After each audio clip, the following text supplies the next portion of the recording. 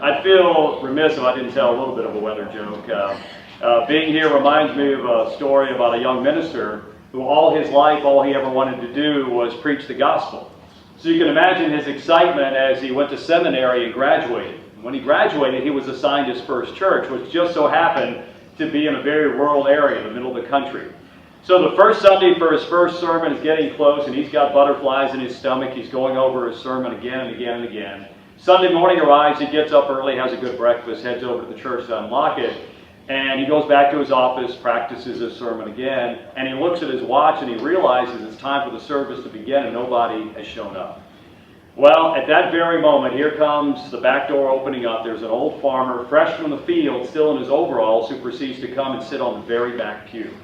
So the young minister said, well, there's somebody to minister to, and that's what I was trained to do, so that's what I'm going to do. So he gets up behind the pulpit, and for the next 2 hours gives the best darn sermon he could possibly give. At the end of that time, he got away from the pulpit, walked down to where the farmer was still sitting, looked the farmer in the eye and said, "Sir, that was my first sermon. Do you have any advice for me?" And the farmer stood up and looked the young man in the eye and said, "Yes, son, I do have some advice for you. When I'm out in my fields feeding my cattle, if only one cow shows up, I don't give them the whole load." We're not going to give you the whole load today, but I think we've got a lot of great information that we're going to disseminate to you guys. Some of you guys probably already know about this. I've learned a lot just being here in the last 30 minutes about influencer marketing and all the cool things that are available to you today and available to you for the future too. So I'm certainly not an expert in this, but I will turn it over to the experts. We have a wonderful panel of ladies here who are going to be our folks to grab onto and to latch onto and make sure that we can bond with them and hear what they're doing to become successful, that hopefully can help you do what you need to do. So I'm going to let them introduce themselves. Megan and I go back. We did a Toys for Tots together, and when you were Miss South Carolina, and you should have seen the kids' eyes. Number one, it was cool to drop off toys into the home. Number one, number two, it was Miss South Carolina was with us. How cool is that? So, Megan. You're sweet. That truly was like the highlight of my reign. I'm so thankful for that experience. At any rate, my name is Megan Pinkney. I am a native of Charleston, South Carolina, but a graduate of the University of South Carolina. Last year, I became the digital content producer at Momentum Marketing, which is a local marketing agency. And with that role, I created content for our clients and managed social media accounts. But I was thrusted into, I guess I'll just go ahead and use the term, an influencer role when I became Miss South Carolina USA, because that was in 2013. And Instagram had just started a year prior, and I was the first title holder, well, excuse me, my class, class of 2013, was the very first class to have official Instagram accounts. So I utilized that platform to push my message, to push the company's message, and to promote myself. And after that, I turned that into a lifestyle brand, and I am where I am today. Hi, my name is Anastasia Suris. I am originally from Cleveland, Ohio, and moved to South Carolina about 1.5 years ago. I work at Advantage Media Group in Forbes Books, where I'm a digital content strategist. But I began my blogging journey about 3 years ago now, almost a month ago. I started off in the fashion industry, graduated from Ohio University, and lived the dream, moved to New York City, and that was not my dream. I learned very quickly. So I left the big city behind, but I couldn't leave my love for fashion and creating content there with it. So I started Sabo in June, and 3 years later, I am so happy I did. It's my best creative outlet that I have. Hi there, I'm Liz Martin. I wear a few different hats, so I'll try to keep this brief, but I guess first and foremost, I do have a company that's a lifestyle brand and blog called Charleston Weekender, and I love sharing about travel and Charleston recommendations and all kinds of things like that, and I also have a product line with that. So that led me to be one of the owners of a cute little shop you guys should check out called Cannonboro Collective. We're a balloon and gift shop in Cannonboro, Elliottboro. And so I'm kind of speaking to you today as both an influencer and a shop owner. And so I do really understand, that relationship between the two, and I think it's really important to get on the same page, and I want you guys to feel like it is successful to work with influencers, because I hear all the time that it doesn't really work and blah blah blah, but it's been the best marketing that we've ever had for our shop. And then the other thing I want to mention, shameless plug, I do teach an Instagram growth workshop, because you can be your own influencer. You know, you can use Instagram yourself to promote your own business or your own blog, and that's really a wonderful form of marketing too. So, thanks. Hello, I'm Barb Skidmore. I'm Blushing Alpacas. That's my blog handle. And then I'm married to my husband, who has a handle as well. He's at Skidmore Diaries. We have 2 children, 11 and 6. They're not really a part of, I don't really put them on my social media. We started everything because we love to travel and we love Charleston, and so we started taking pictures and to make our friends jealous that we live in Charleston. And so that's how we kind of started that whole system, and it kind of blew up because people wanted to know about Charleston, they want to know about travel, they want to know about fashion in Charleston, and they want to know about food, because I love food. So I'm a big foodie, so we do a lot of that. I also do a side thing. I do social media, you know, guidance or marketing and some management of some accounts. All right, thank you guys. So here's what's going to happen. We've got some questions for our panel. We're going to ask those questions, and they're going to feel compelled whether to answer all of them, some of them, and then about 5:30 we'll have time for questions and answers here in the other part of the room. So kind of it's a new term for me, influencer marketing. What does it mean to you? So I'm anxious to hear the answer to this too. So I guess we'll put that question, that's kind of a basic umbrella question, to our panel. Okay, I'll start. To me, influencer marketing is promoting either a product, a brand, an experience, an activity, whatever it is that your company has. It's promoting that product to an audience that trusts your specific opinion. Agreed. Yeah. I think as influencers, we all have our own audience, but when a brand is looking to promote their service or their product, they have an idea. They can kind of base off of, you know, the content we've already made. If the audience that we speak to is an audience that they, you know, could benefit from through a partnership. So I think that's probably the most important part of it. Yeah, and I'll add, I think influencer marketing, influencers can really just be really bringing on any new set of eyes to your brand or your company or your product, because really, like, anybody with any account out there is an influencer that can tell their friends about you, and so there's such power in that. And again, and really not to knock any print advertising, because I definitely believe in that, and I've definitely had customers come into my store from that. But the thing that's great about influencer marketing is that you can also then retain that customer. So if I have a blogger promoting Canterbury Collective, go get your balloons there.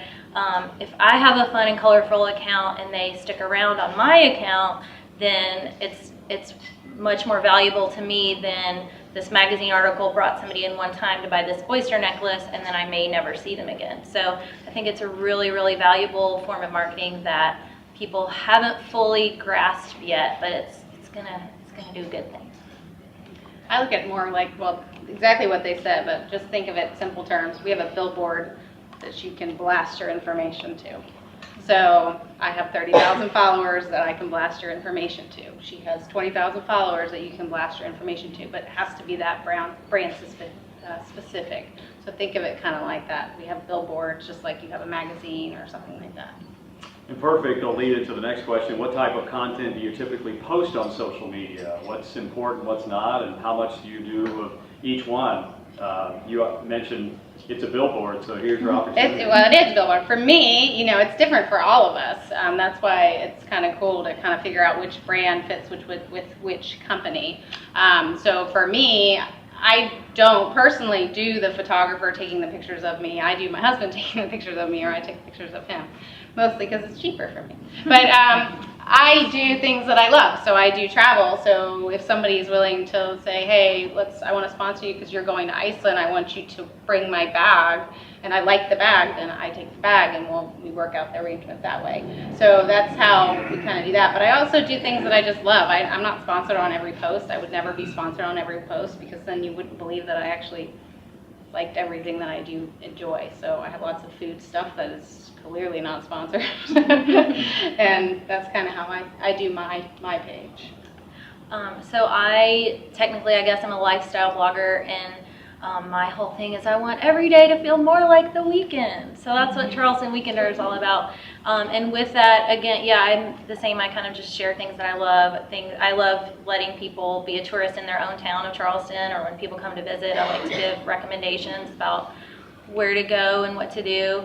And then also, I think for me, making every day feel like the weekend is also about just having like inner happiness and joy, and I like to inspire joy in other people, and it's a journey that I'm on myself with anxiety and things like that. So I sometimes get a little deep, get a little real on the gram, and sometimes my husband's like, oh my God, did you really just tell everyone we go to couples therapy? But yes, I did, and I did ask him first, but I really just, I like to just, do what feels authentic and genuine to me, and then also work with brands that I really believe in as well.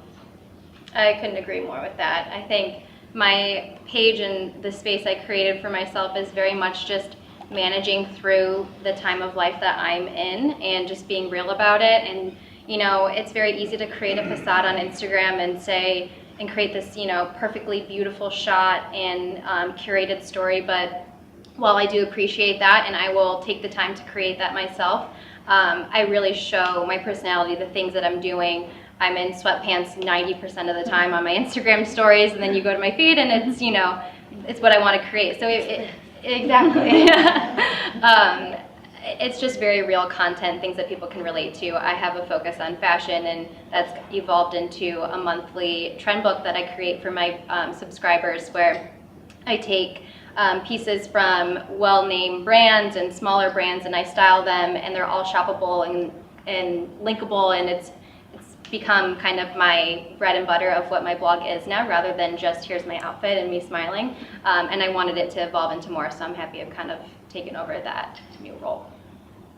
I agree with what all of these ladies have said. I would also consider my brand more of a lifestyle brand with an emphasis in fashion and travel. But that evolved, I like what you said, where it's kind of like my life right at this moment, because what Shades of Pink, I don't think I introduced my handle. Shades of Pink is technically my blog, but mostly just my Instagram at this point. But it's evolved a lot over the past 4 or 5 years that it's been in existence. And in terms of travel, that kind of came because in the last 3 or so years, I've had so many opportunities to see parts of the world that I never thought I'd see. And like I said, I was born and raised here in Charleston, where I honestly didn't get out of the city much. I was here most of my life, and the people that I grew up with had that same mentality. Like we didn't really travel. Like we have a beach. Like where are we going? We're just kind of sticking around here, right? So Shades of Pink became an opportunity for me to share what I was seeing with people that I grew up with who weren't able to see those things. So in the last few years, I've developed Shades of Pink into hashtags, which are a pink SC and a pink world, which are just my recommendations for things to do in South Carolina and then everywhere else. Well, obviously you've reached success, so now let's go back some time, because now we want to peel the layers back. And how did you get to where you are? What are the steps that you took to launch a successful influencer campaign?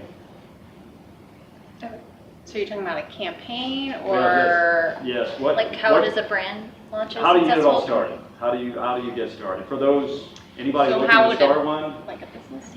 So, Okay, so how would a brand launch yeah, so a what are the campaign? steps to launching a successful influencer campaign? Or business. Or Or business. Those are two different questions. I'll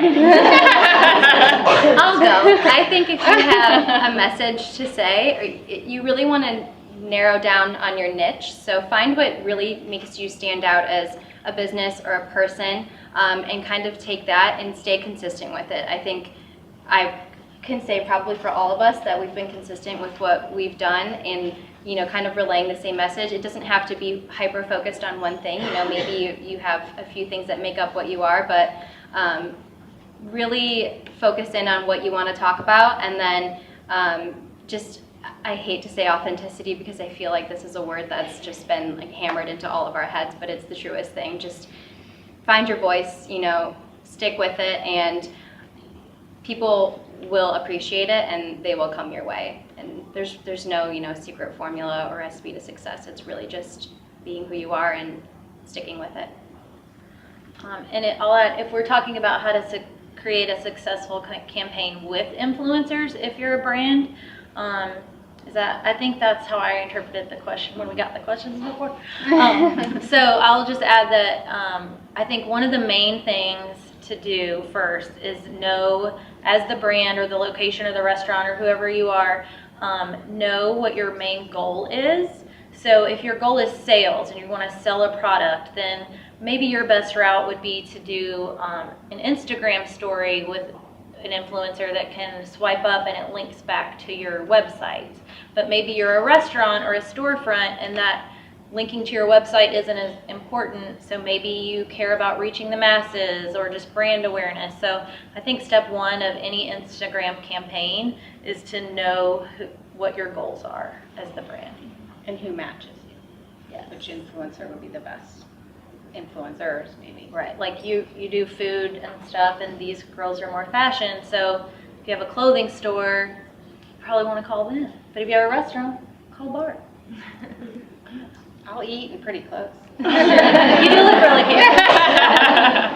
So we've heard a lot about Instagram, but the next question is, what are the most effective social channels for influencer marketing?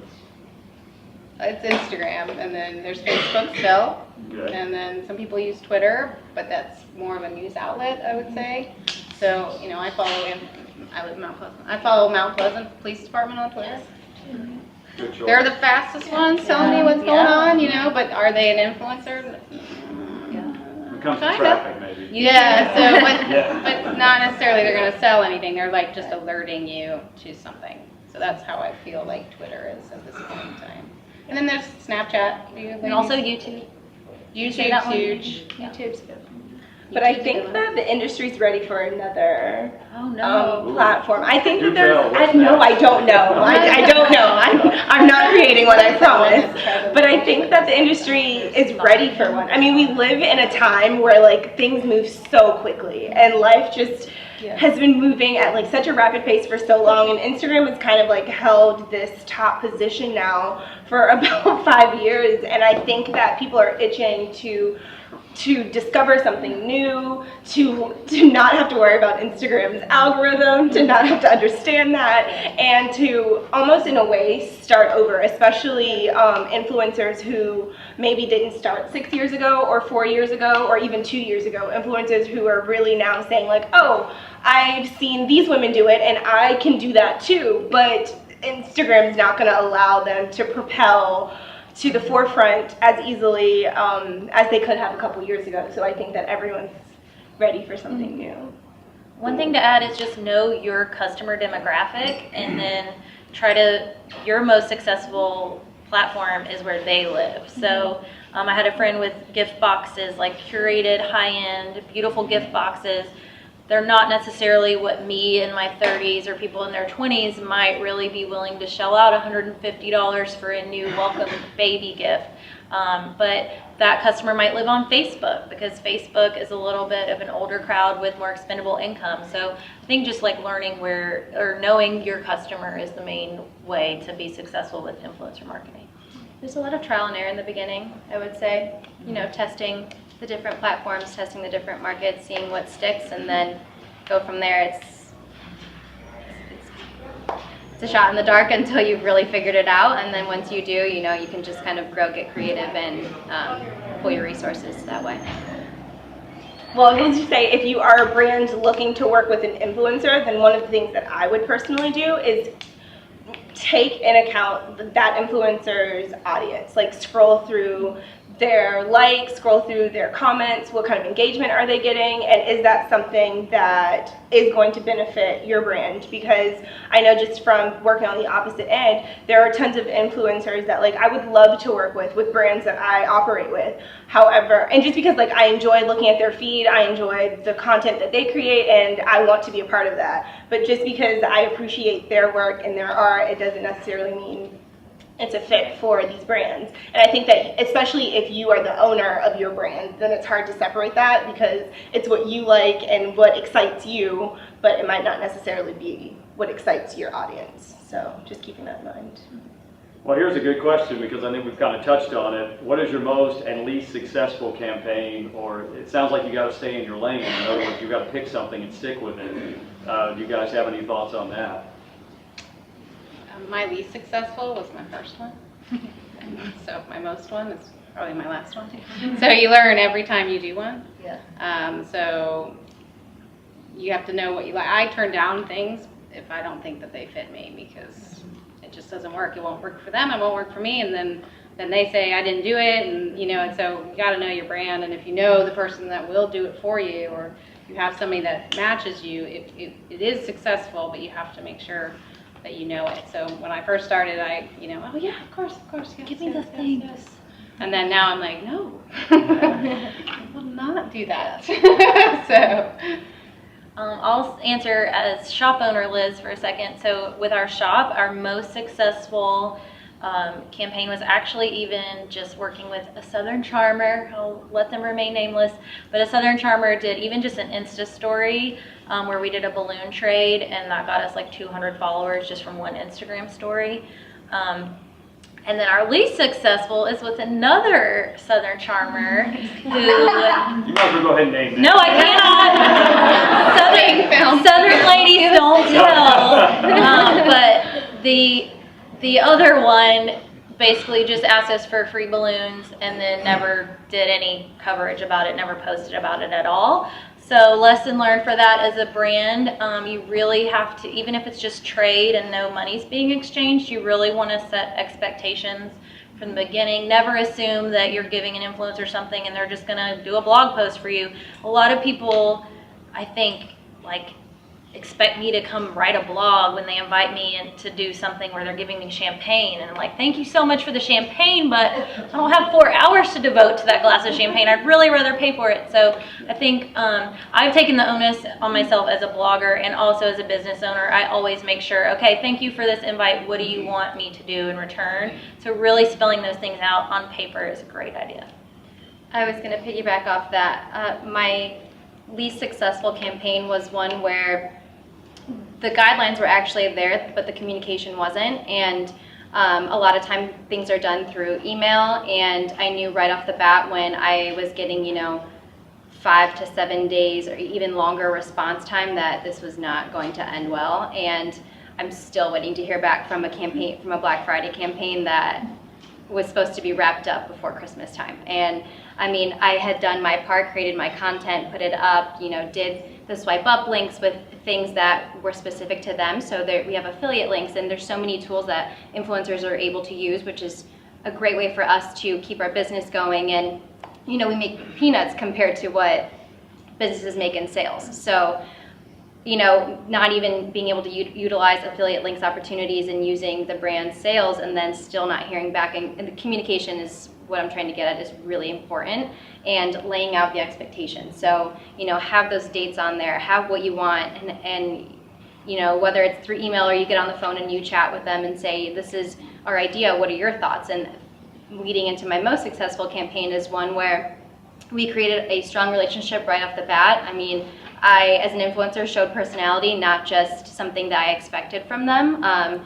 Being grateful and just kind of staying grounded is something you want to look for in someone to work with, because at the end of the day, they're representing your brand and your business. So who is going to be the face that's going to be speaking on your behalf? You don't want someone who comes off as, whatever they may be. But my most successful one that ended up turning into a year-long campaign where we continuously worked together. I was myself, our goals were aligned, and so was our vision, and we still have a great relationship today that it's carrying into 2019, and we'll work together again. So it's really about just being very open and upfront the whole time. In terms of my least successful, it was a campaign I took honestly not too long ago. It was probably about 1.5 or 2 years, and I did it kind of I did it because the person who owned the brand, was starting the brand, who was in charge of the brand, was like a friend of a friend. So I felt like I was kind of doing it as a favor, and it was a huge flop, and like it didn't resonate with my followers. Like they didn't appreciate it. No one benefited from it. I like lost followers from it, and it was like at that moment that I promised myself that I would not just take assignments just like out of, I don't want to say out of pity, but like out of just like out of a connection that I have with someone else, or just feeling obligated to do it for another reason aside from my brand. And since then, my campaigns have been much more successful, and my most successful one to date was actually last summer with a cocktail brand, which I really enjoyed. But I will say that as and it was summertime, it was kind of perfect. But what I will say is that like while it is important as an influencer to like stay in your lane and know your audience, know what they expect of you, know what they like, it's also important to kind of venture out and introduce new things to your followers so that they aren't bored, so that they know that they can look to you, for the next thing. And something that I did also about 1 year ago now, which it wasn't a campaign, it wasn't something I got paid for, it was just something that I wanted to do, but I like went and like rode 4-wheelers through dirt. I mean, I'm sure there's like a more eloquent way to say that, but 4-wheeled, I don't know, I guess maybe it always happens in dirt. At any rate, like it was something that my followers like really enjoyed, and would like tag me in their experiences afterwards, and it was something that was completely different than like my typical brand, but it was something that they really enjoyed, so I'll just keep that in mind. All right, I think we're going to combine the next two questions. They kind of piggyback off each other. What should I look for in an influencer, and how do I find them, and what are some red flags when looking for an influencer? Okay. I can start with a red flag, and this is kind of based on my own personal experience, but if an influencer is taking a really long time to respond to you, then they're probably not that interested in your brand, which means that they're probably not going to put forth 1000% effort. So if you're getting a delay in response when you're reaching out to someone, especially if you're reaching out 1, 2, or 3 times, then maybe move on to another influencer that might give you a better response. What were the other questions? So what should you look for? Obviously there's a red flag there. You don't want to go in that direction, but what are the directions you do want to go in? I'll add another big thing to consider. Everybody still is thinking like bright, shiny things, follow all the followers. I want to work with somebody with all the followers, and that is important and that is great, but don't be afraid to ask an influencer who their main demographic is, especially if you have a location-based business. So if you have an online product, shoppable product, then you could work with any influencer anywhere. But if you have a local restaurant or a local store, we had a guy reach out to our shop that's got 50,000 followers, and I was like, would you mind sending me a screenshot of your demographic analytics? And most of them lived in New York City. So I'm sorry, I can't give you balloons because that's not really going to translate to customers in my Charleston store. So I think really like location would be my one big advice. If you are a location-based business, you need to find that out, if where somebody's bulk of their followers are from. I agree. I think when I first created my blog, most of the influencers that I followed covered anything and everything. I think everyone just kind of went after the influencers with, the 100,000 following, when really, I think things are kind of, people are taking a step back and saying, okay, is this really worth? Because if you have an influencer that has 100,000 and plus following, you're going to be paying a lot more for an influencer that, has 50,000 or 5,000. And paying attention to the demographics and the location, if you're a store or you're a restaurant, is this going to make sense if you have someone whose following isn't even in your location? There are people who, I look at influencer marketing as your best friend telling you what their favorite thing is. Well, what's the next thing? It's like your next door neighbor saying it. So I as well as the rest of the ladies up here speak to our audience like they're our friends. So they take what we say into consideration, and they're probably within the area that we live in, or a little bit farther out. So it's important to really pay attention to more than just the number, and really, what is this? What's behind this person? And I think red flags is this influencer posting sponsored content after sponsored content. Is their authenticity even there? Are they really showing who their personality is? Like, what is the connection between them and their audience? Because you can buy followers online now. That's a thing. You can kind of fake your audience. So just really doing your homework and being picky, just like you would any other type of advertising. Yes. Basically, yeah. I mean, you just have to know who you're going, and don't be afraid to ask for that screenshot. I will gladly screenshot it and show it to you and send it to you any day of the week. Yeah, if somebody won't show you, then they're not a good person to work with. Right, and especially if you're a restaurateur or any of the local places around here. I mean, you can definitely tell who's. But I also say everybody's kind of an influencer. You may tell a friend that I really like this place. That's influencing. So everybody's an influencer. So you just remember that as well. That leads us into our next question. Trust. How do you trust your brand in the hands of an influencer? So you got to, like you said, you got to do your research. You got to do your homework. I mean, if you don't do your homework, you're gonna get burned. Probably. Maybe not. You may get lucky with somebody, or But if you don't do your homework, some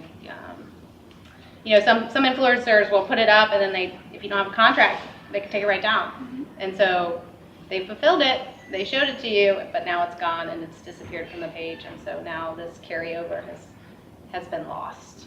So you just have to do your homework.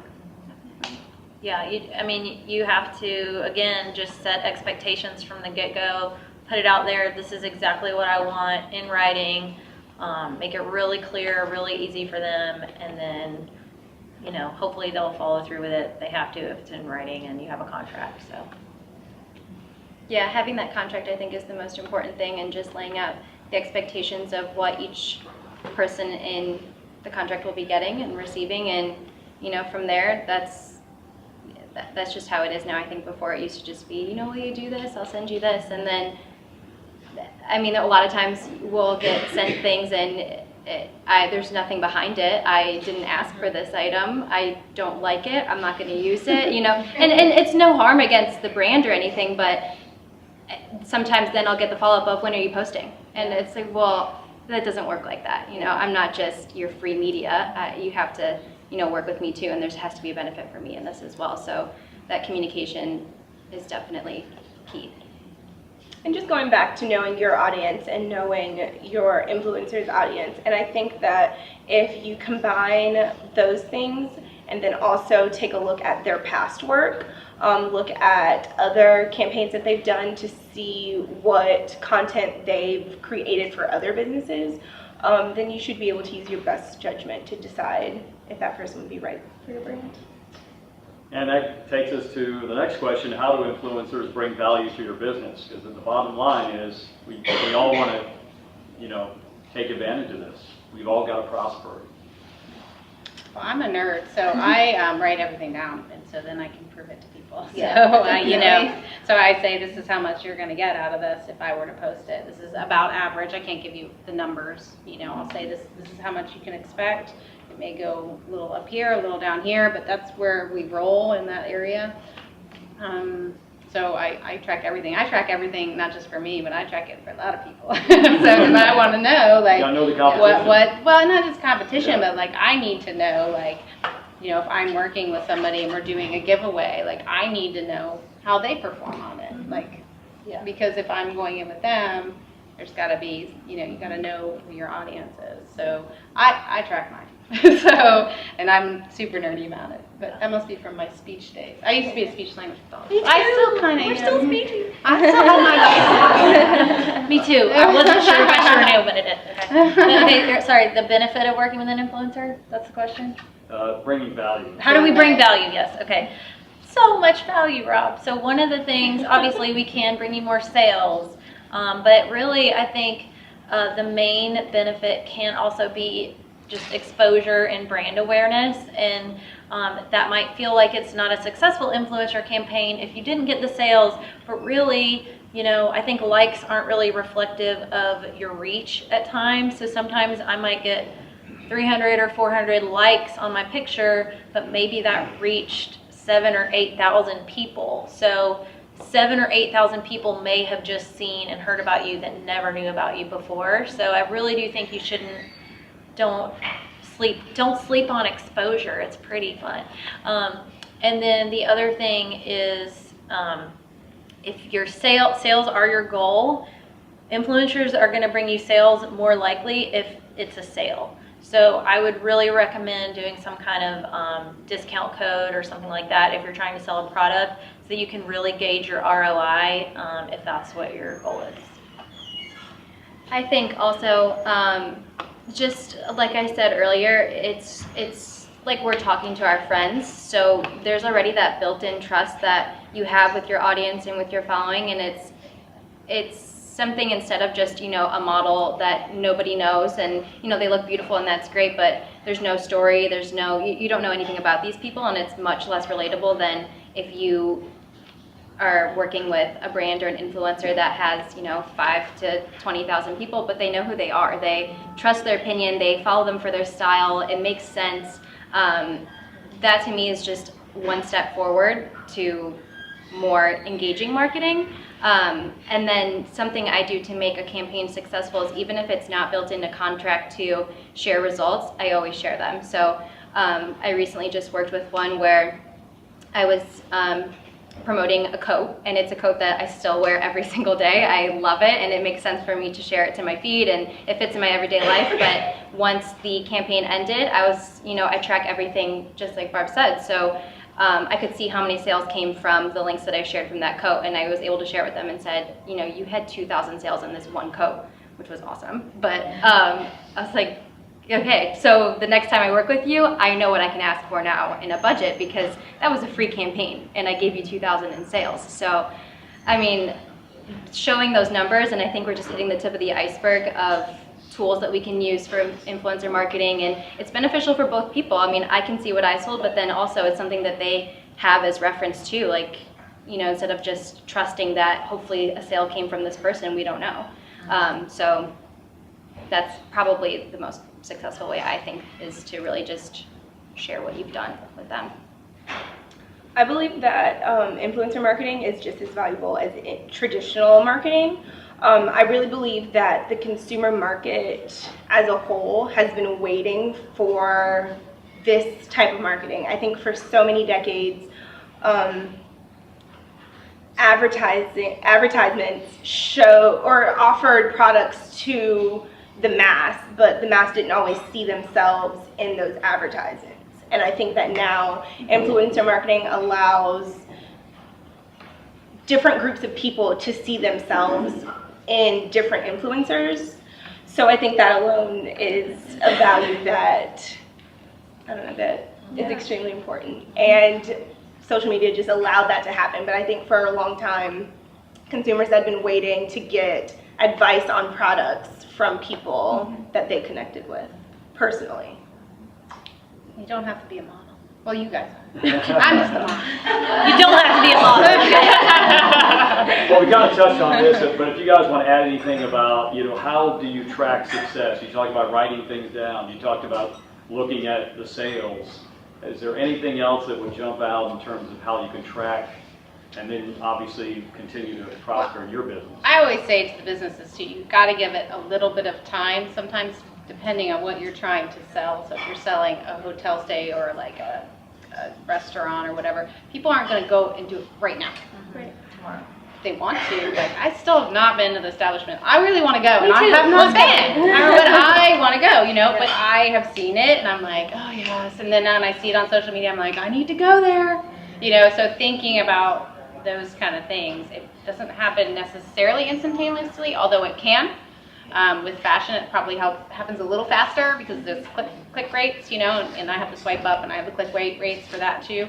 But it can take a little bit of time for that to go. So I always say be patient. You may see it in a month or a few months. You'll start to see that uptick. Right, and you may not. What you're promoting factor into that at all? So like if you're doing like a hotel, right? $350 night stay versus a $20 dress or whatever. I mean, that's actually going to impact the ROI that they're going to see. Absolutely. And the influencer that you're using, you need to know whether they can sell that to you. Right. So, and you need to know whether their followers have the disposable income to buy a $350, dollar room. Right. Okay. So I know my subset is a lot of Mount Pleasant moms. I'm one of them. Okay. But we have some disposable income, and we have kids, and we like to sometimes travel with them and travel without. And so I've done a couple campaigns that I've been very nervous about because I'm like, oh God, this is a $700 shirt, it's never gonna sell. And it did. And so now I know that I do have the customers, but I have their customers that can sell a higher range. So my number of 30,000 might be more important to somebody like that, whereas somebody with 125,000 can sell, like, they can sell 150 of the shirts that are, $50. You're still selling the same amount, it's just you're selling different things. So you just have to know who that influencer is. And sometimes I don't think you can track success, but you do have to kind of take onus and be really creative about it. So, again, like if you're a product, you can say use code weekender20 and they know how many people on their website use that. So that tells you the success based on sales. But then, even if you're trying to bring somebody in a restaurant or a store, then say, Charleston Weekender sent me, and then you get half price off your appetizers or something like that. Like, try to make something measurable if you want to know the success of an influencer campaign. And otherwise, I think it's just like anything else. I think I've heard this, you guys have heard this. You have to put somebody has to hear your name 7 times before they remember you or whatever. And so I think sometimes influencer marketing is also just building into that pool of getting you more repetitive exposure. And I do think that the most successful, the happiest brands that have worked with me have been people that I've worked with for like 3 Instagram posts instead of a 1 and done, because the 3rd time I have a lot of more people commenting and DMing me and saying, oh, I forgot that I meant to try that the first time you posted it, and I just checked it out. Thank you so much. I loved it. So, You found the 4th one? I find if I have to do 4, the 4th one is like... I can't get anybody to pay me for 4, but I love to try it. Yeah, no, the 3rd one always, first, 2nd, and 3rd, I always find to do very well, and then the 4th. Okay, well, So maybe I'll get a 4th one day.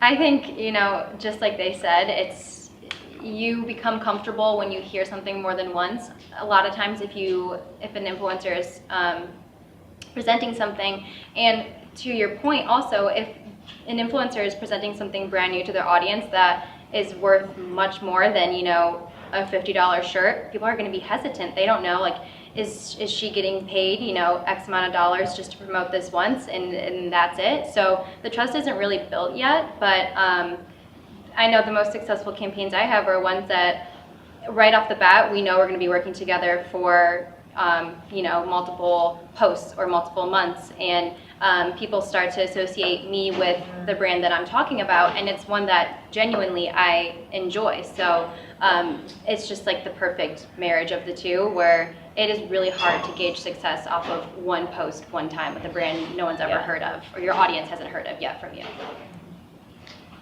Do you guys also use email marketing with MailChimp for like mass mailers and like tracking pixels and all that kind of stuff? Yeah.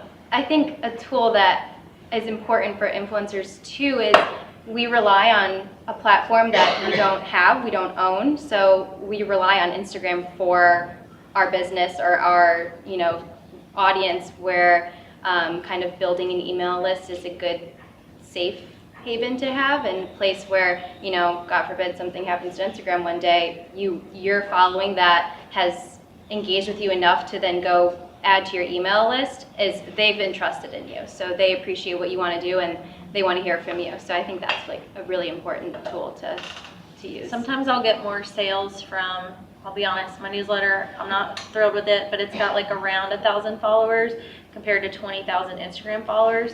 There are some times that like I'll make just the same amount of sales off of 1,000 newsletter reach as I will off of one Instagram post. Because they're people that are more invested in what I'm talking about, and they've followed me, and they're more willing to really pull the trigger on something more expensive. So. Okay, so let's talk about your current following, your recipe to get there, and in that recipe, tell me things that you did well or would do differently. Okay. I know.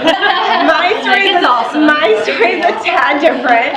I competed at Miss USA, and on that night of the broadcast, I had an influx of followers, which was exciting, but they were all mostly like pageant fans, so they had like a specific interest on my page.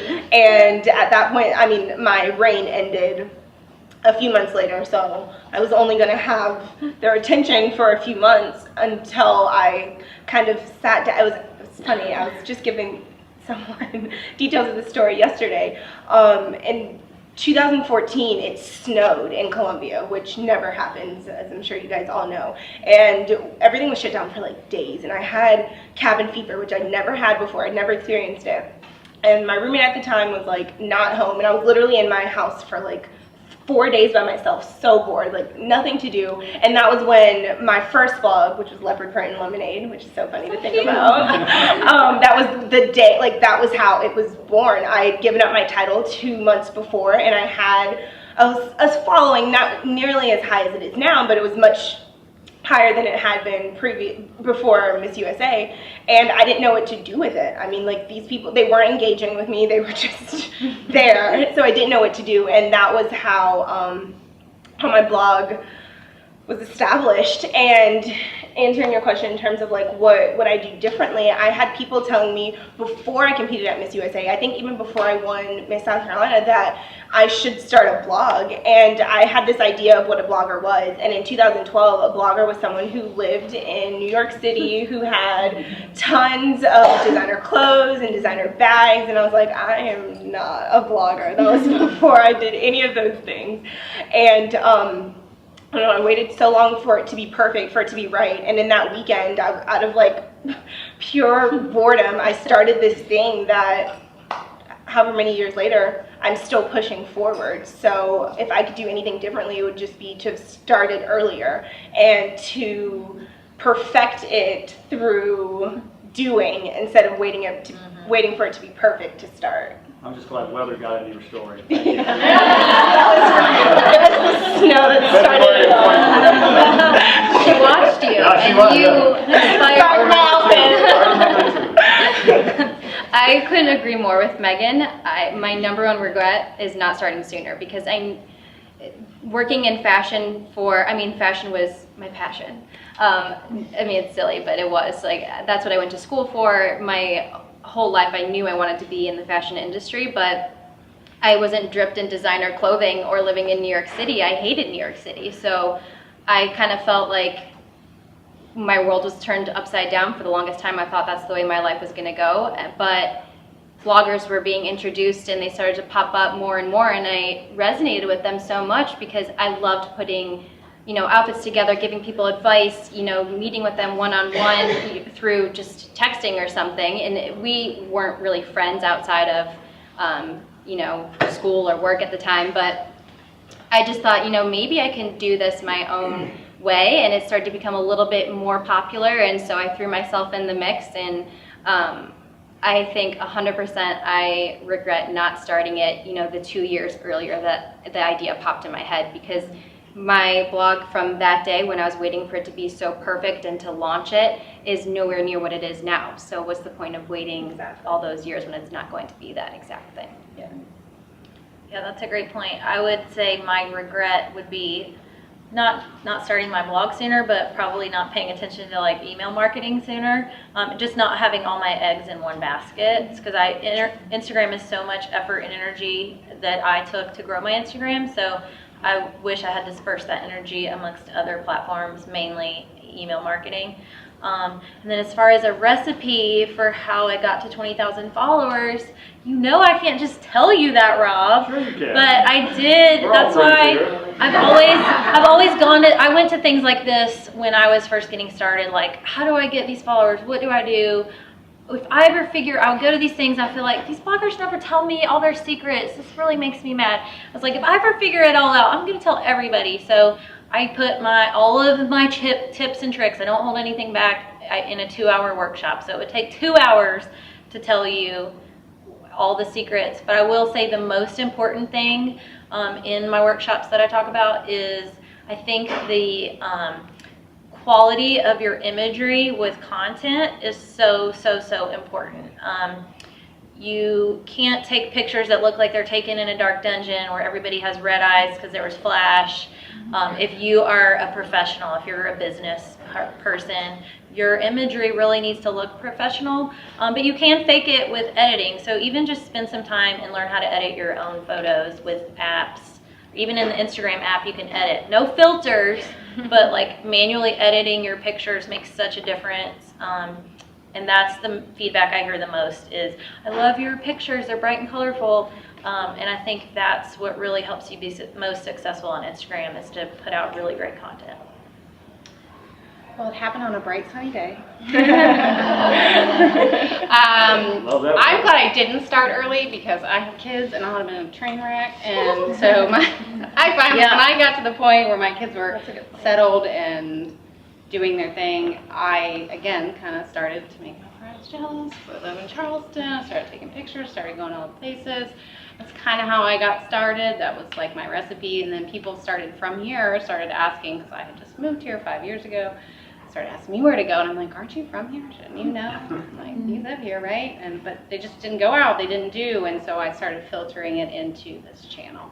And that's why it kind of got popular.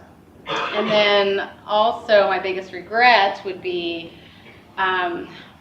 I was too kind sometimes. You know, I'd say, oh, just get it to me. It's fine. You can pay me whenever. Or, you know, it's fine. You don't have to sign the contract. I don't have, you know, the contract is fine. We have the contract. It's fine. And then chasing them down, or never getting paid, or I did the stuff and they didn't. And now I've learned that until we have it written down and it's all there, nobody's going to be happy. You, me, anybody. That's just unblurs the line. So that's I think something I wanted to add too for success, because I was in the same boat as you, where when I first started, no one talked about how they got to the point they got to, and it was so frustrating because you just want to hear, you know, solid steps. Yeah, you know, what can I actually do?